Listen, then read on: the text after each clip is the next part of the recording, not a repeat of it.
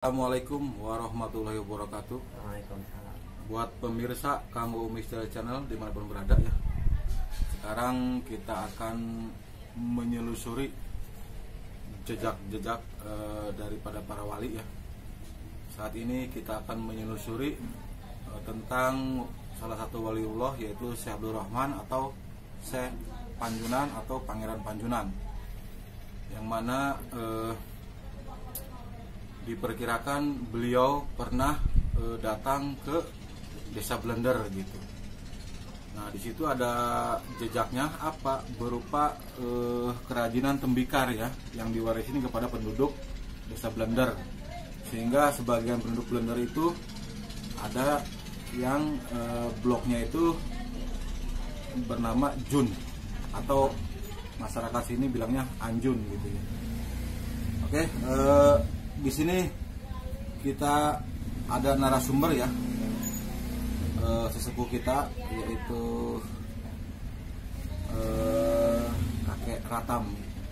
Beliau akan cerita banyak tentang jejak-jejak daripada Pangeran Panjunan tersebut. Assalamualaikum warahmatullahi wabarakatuh, Ki. Setahu Aki nih, Aki kan dulu pernah berjualan ini ya, tembikar ya. Tembikar Tegarabah. Itu tahun berapa Ki Aki mulai berjualan gitu? Tahun 58. Oh, tahun 1958 gitu. Nah, setahu Aki nih, Ya. tempat membakar tembikar itu kalau di sini namanya Pengobongan ya. Ya. Itu pertama kali dibangun di wilayah mana, Ki? Wilayah Blender sebelah baratnya. Tah sakitu Iya. anu saka inget. Iya. Aki. Jadi begini permisa ya. Jadi sepengetahuan Aki, jadi pertama kali tempat pembakaran tembikar atau di sini istilahnya Pengobongan itu adanya di desa Blender sebelah barat. Iya. Nanti kita selusurin tepatnya di mana ya. Nanti kita saksikan bersama. Nah, Ki, kalau saya boleh tahu, Aki ini lahir tahun berapa, Ki? 37. Oh, tahun 1937 ya. 37. Nah, di saat Aki lahir terus anak-anak ya, Ya. itu Pengobongan udah ada ya, Ki ya? Udah pada Pembakaran ada, itu ya? udah ada pembakaran. Dan itu umurnya udah lama ya, Ki? Iya. Ya, jadi pemirsa, Aki ini lahir tahun 1937, dan di saat beliau ini lahir, Pengobongan atau tempat pembakaran itu udah ada. Udah gitu ada. Ya? Nah, nanti Iya. bentuknya seperti apa dan tempatnya di mana nanti kita akan selusuri bersama-sama ya. Jadi kenapa jejak daripada Pangeran Panjunan ini kita dasari dari kerajinan tembikar? Karena Pangeran Panjunan sendiri berasal dari Campak ya. Campak itu walaupun tidak 100% etnis Cina, tapi dari segi kerajinan, keahlian gitu ya, bakat alam, kebanyakan umumnya daerah Cina itu termasuk Campak gitu ya, kerajinan keramik atau tembikar ya. Zaman dahulu dinasti Cina itu sangat terkenal sekali dengan keramiknya gitu ya. Makanya Pangeran Panjunan ini mewarisi keahlian tersebut kepada penduduk sekitar Blender ini, yang mana desa Blender ini termasuk di wilayah Cirebon juga gitu ya. Jadi masyarakat Blender harus bangga ya, di daerahnya telah hadir zaman dahulu, telah singgah pada waktu zaman dahulu, yaitu seorang waliullah Syekh Abdul Rahman atau Pangeran Panjunan, yang sekarang makamnya ada di tempat wisata Langon.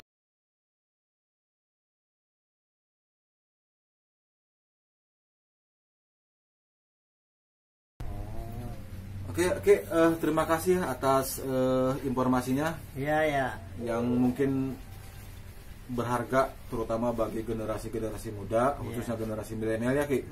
Terima kasih atas informasinya, Ki. Ya.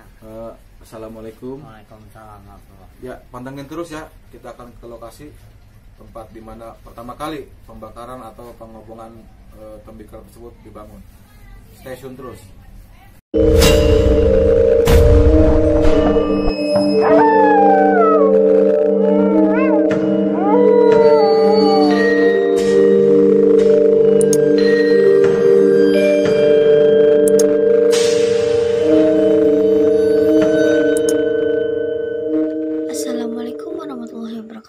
salam jumpa kembali buat pemirsa dimanapun kalian berada dengan kami, Kang U Misteri Channel. Semoga kalian tetap sehat dan bahagia selalu. Kali ini kita akan mengungkap sosok wali Allah yang bernama Syekh Abdurrahman atau Syekh Panjunan atau Syekh Kebagusan. Syekh Panjunan ini sebelum menyandang nama Pangeran Panjunan atau Ki Buyut Kebagusan, beliau bernama Syekh Abdurrahman. Beliau dilahirkan di Baghdad pada sekitar abad 12. Beliau adalah putra dari Syekh Nurjati atau Syekh Datuk Kahfi. Syekh Abdurrahman ini sejak kecil belajar dan memperdalami ilmu serta pendidikan agama Islam di kota Baghdad, Irak. Saat beliau dewasa, ada selisih paham dengan penguasa Baghdad tentang fatwa atau hukum atau aturan, sehingga menyebabkan beliau terusir dan memutuskan untuk hijrah ke Cirebon pada abad ke-13. Pada saat tiba di Cirebon, beliau bersilaturahmi dengan penguasa tempat saat itu, yaitu seorang Syekh Bandar bernama Ki Gede Jumanjati. Oleh Ki Gede Jumanjati, Syekh Abdurrahman diterima dengan baik dan diizinkan untuk bermukim dan menyebarkan agama Islam untuk warga sekitar. Perkembangan agama Islam kian maju dengan banyaknya warga sekitar yang masuk agama Islam. Lalu dibangunkanlah sebuah masjid atau tajuk yang istilah pada zaman itu atau yang sekarang dikenal dengan nama Masjid Merah Panjunan. Selain menyebarkan dan mendidik warga masyarakat sekitar dengan agama Islam, Syekh Abdurrahman pun mengajarkan kerajinan dari tanah liat kepada warga sekitar di bidang gerabah atau tembikar. Kerajinan dari tanah liat tersebut berupa peralatan dapur dan tempat penampungan air. Dengan adanya cara pembuatan kerajinan dari tanah liat tersebut, maka pada saat itu banyak warga yang menamai beliau dengan Syekh atau Pangeran Panjunan yang berasal dari kata Jun. Selain mendapat julukan Pangeran Panjunan, beliau juga mendapat julukan Mbah atau Ki Buyut Kebagusan.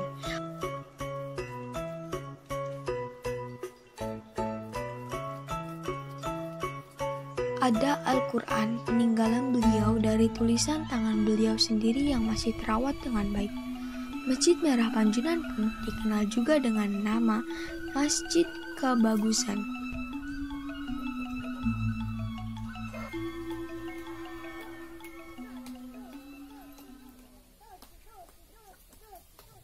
Ya, pemirsa ya, beginilah cara tradisional para pengrajin di blender ini ya dalam membuat tembikar ya. Ini tempat apa nih Pak? Tempat beras. Oh, tempat beras ya. Ya.